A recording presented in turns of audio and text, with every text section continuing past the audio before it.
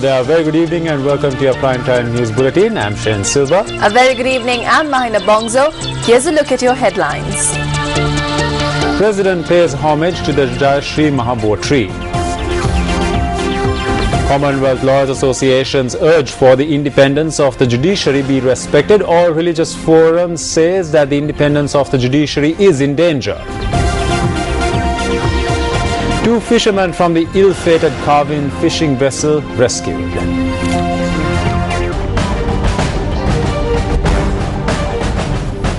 President Mahinda Rajapaksa paid homage to the Jai Shri Mahabodhi in Anuradhapura this morning.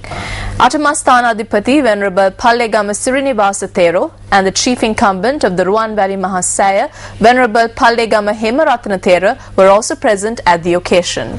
Lankaramadhipati Venerable Balapanave Dhammajoti Thero invoked blessings on the president.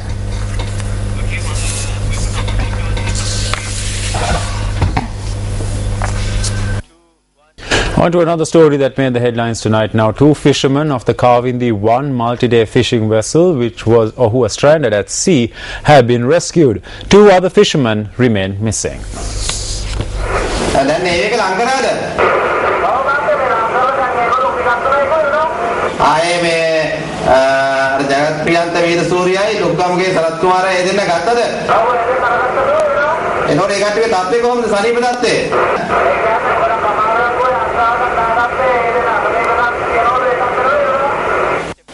At the time this radio conversation took place at 2 this afternoon, the two rescued fishermen had boarded a vessel of the Sri Lanka Navy. Navy media spokesperson Commander Kosala Warnakula Surya said that the Navy's Suranimala vessel had been dispatched to bring back the rescued fishermen. The two rescued fishermen will be brought to Trincomalee tomorrow. The multi-day fishing vessel Kavindi 1 had set off to sea on the 5th of September from the Mirissa Fisheries Harbour. BHJ Nishantha was the skipper of the vessel, while the others who joined him on the trip were LJ Sarath Kumara, MH Tenil Priyanga and LWP Jagat Priyanta. The fishermen had last made radio contact with land control on the 29th of November. Since there was no communication between the vessel and the communication centre at the Mirissa Fisheries Harbour thereafter, the centre had brought this to the notice of the Department of Fisheries. The department stated that the Sri Lanka Navy merchant vessels and neighbouring countries were informed about the missing vessel by the 5th of December. As a result of this, a fishing vessel named Aloka had come across the missing vessel last Wednesday at 2:15 p.m. The vessel Kavindi 1, which had capsized, was located 405 nautical miles northeast of the Trincomalee Fisheries Harbour. Two fishermen on the ill-fated vessel were rescued by fishermen on the Aloka and were later transferred to a vessel named Nuwanputa 2. Sarath Kumara and Jagat Priyanta are the fishermen who were rescued. Sarath Kumara, a resident of Udupila in Mirissa, is a father of two. Jagat Priyanta, a resident of Valigama, is also a father of two. There is still no news about the skipper of the capsized vessel, BHJ Nishantha, and the other fisherman, MH Tenil Priyanga. Tenil Priyanga is a 32-year-old bachelor from Mirissa, while skipper Nishantha, also 32 years old, is a father of two.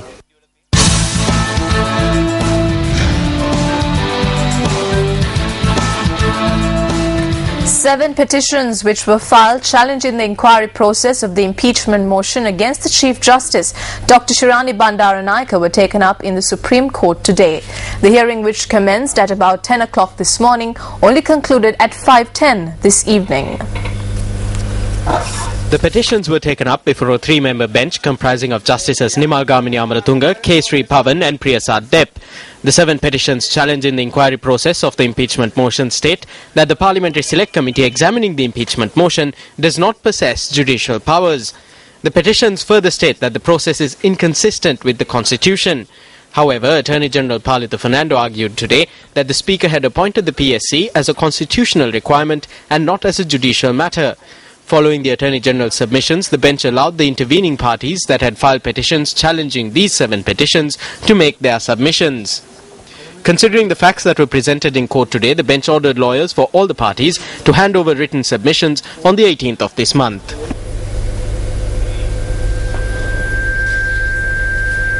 In the meantime, issuing a statement on the motion to impeach the Chief Justice of Sri Lanka, the Commonwealth Lawyers Association, the Commonwealth Legal Education Association and the Commonwealth Magistrates and Judges Association state that they are concerned about the developments surrounding the impeachment of Chief Justice Dr. Shirani Bandaranaike.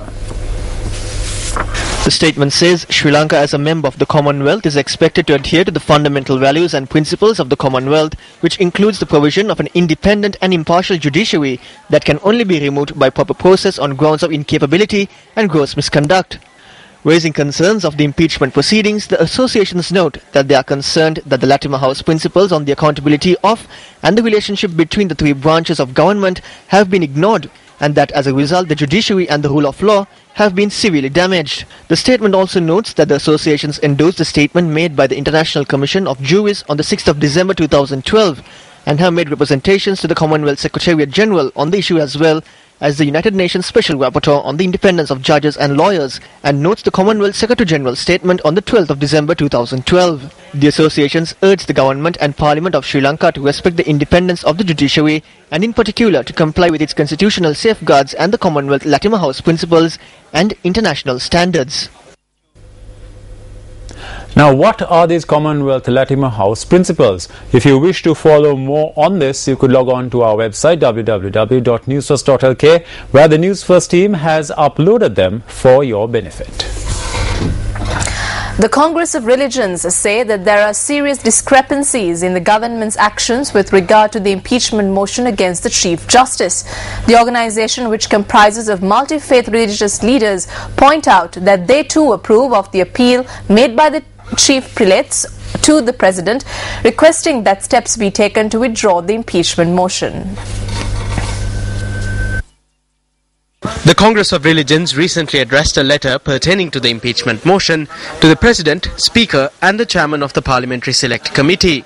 This letter bears the signatures of several religious leaders, including Venerable Dr. Ittapane Dhammalankara Thera and His Eminence Malcolm Cardinal Ranjith. Through this letter, the Congress of Religions states that it seems that the cause for the impeachment motion appears to be decisions taken by the Supreme Court which were inconsistent with government expectations rather than valid causes. They point out that if this is the case, then the independence of the judiciary, which is the foundation of democracy and the last resort of the people, would be placed in grievous danger.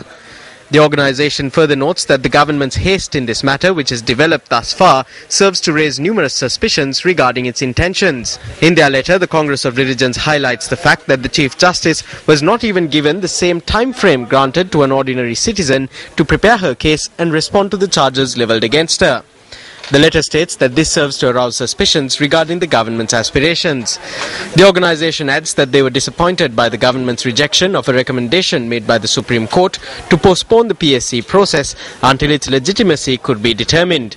The Congress of Religion states that while they appreciate the step taken by the Supreme Court to prevent conflict between the judiciary and legislature, the government has rejected this premise.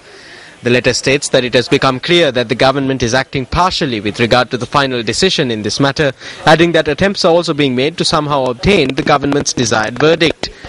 The letter points out that the rejection of the Supreme Court's premise could be interpreted as being that the government's intention is to take over the judiciary. Furthermore, the Congress of Religion says that the impeachment motion against the Chief Justice could be viewed as another instance of the breakdown in the rule of law in the country. Addressing a letter to Speaker Chamal Rajapaksa, the legal firm Neelakandan and Neelakandan have raised concerns regarding the behaviour of certain members of the Parliamentary Select Committee which examined the impeachment motion against the Chief Justice. Now, this letter also contains the words used by certain members to abuse their client. Messrs. Neelakandan and Neelakandan state in their letter that the conduct of some members is in no way suitable for a Parliamentary Select Committee. Copies of the letter addressed to the Speaker by the legal firm were also released to the media. Some of the phrases that had been used during the Select Committee sessions were Pissu Gani, Usaviye Nadagam Natanawa, Meata Adamla Godak Innawa.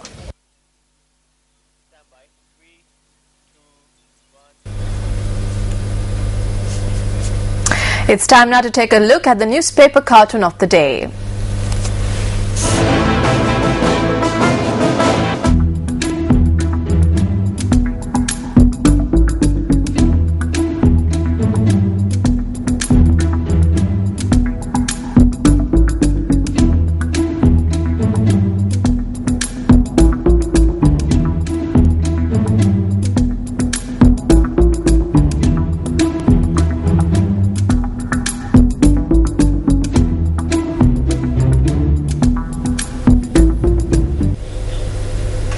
Speaking at an event today, Minister of Youth Affairs and Skills Development Dala Salah Perumas said that the courts will not be allowed to make political advances.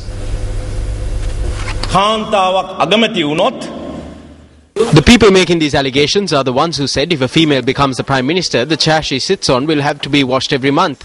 Their charges are baseless. The distortionists are working overtime for their political gain. I believe that if we are to get involved in judicial activities in accordance with the constitution of the country, we should do so without any political agendas. We should not speak of judicial issues on the pavement or Hyde Park or Campbell Park or use it as a slogan for May Day rallies.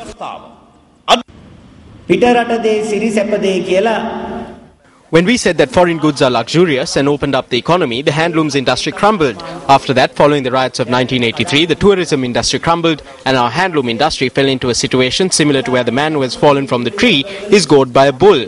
Now we are coming out of this era of darkness.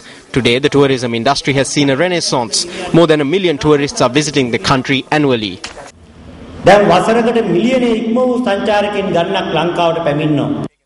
Welcome back to the news. Various views are being expressed with regard to the Dental Institute in Maharagama being moved to another location. The director of the Dental Institute says that a proposal in this regard was passed by the Maharagama Municipal Council.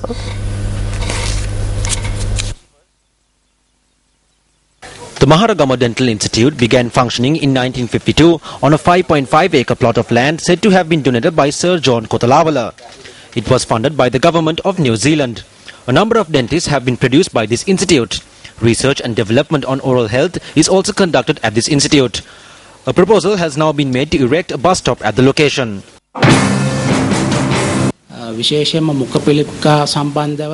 Only the Maharagama Dental Institute provides artificial equipment for those who undergo surgery for oral cancer. When this institute is moved away, these patients will be inconvenienced. The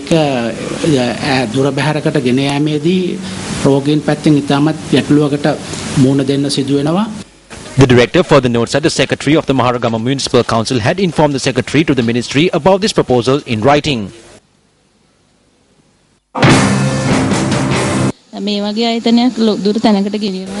If a place like this is moved away, we will be inconvenienced. If this is being moved to make way for a bus stand, then it is wrong. This is national treasure to all those who are here, especially the poor.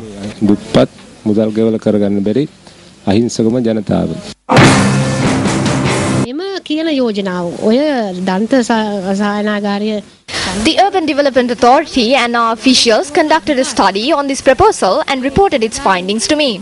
It said that it was not appropriate. I have made a decision. The decision is that a report says it is not appropriate and that it cannot be done. I have informed the council. This proposal was brought forth by a representative of the Mahajana Eksat Peramuna. As the mayor, I should allow proposals. I looked into it. I do not agree with moving the Dental Institute. දන්තායතනය මෙතනින් ගෙන යනවට මගේ කිසිම කැමැත්තක් නැහැ. මොකද මේක අත්‍යවශ්‍ය සේවාවක්. ජාතික මට්ටමේ වැදගත් ආයතන රාශියක්. I see it as a responsibility of an urban councillor to make a proposal for a bus stand in Maharagama, which is home to a large number of national level institutes. I propose for part of the 5.5 acres to be taken over for a bus stand. දන්ත පර්යේෂණ ආයතනය තියෙන අක්කර පහමාරක භූමිය කොටසක් අත්පත් කරගෙන එම බස් නැවතුම්පොළ ඉදිකිරීම සඳහා යෝජනා කළේ. This issue was also spoken of at a recent health sector event. An institute for oral health is being moved to make way for a bus stand, to make one bigger than the present one. This is the level of intelligence of our present day politicians. Because of them, we get the blame. This was not told even to the minister concerned. If it was told to me, I would not allow it. I would like to clearly say that I will not allow the mayor of Maharagama to erect a bus stand on the land donated by Sir John Kotalawala.